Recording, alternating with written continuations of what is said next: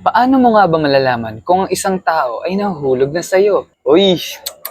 Yo, you're listening to Romeo. Malalaman mo na nahuhulog na ang tao sa'yo kung una, excited ka nang makita kanya palagi. Gusto kanyang makita at makasama dahil iba na ang tingin niya sa'yo. Uy! Maglalaan siya ng oras at effort para lang makachat o makakwentuhan ka. Kapag wala ka naman sa tabi niya, ikaw pa rin ang hinahanap at bukhang bibig niya sa isang grupo. In short, ikaw na po ang source of happiness niya. Ida ka ba?